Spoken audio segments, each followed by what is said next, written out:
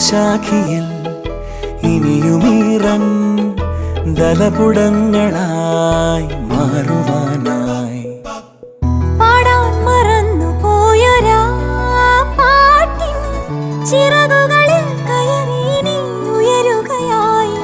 മോഹിച്ചും ലാളിച്ചും നീ മണ്ണിൻ പൂമഞ്ചത്തിൽ ആവോളം പൂങ്കാറ്റെ ചാടി ഉറങ്ങും.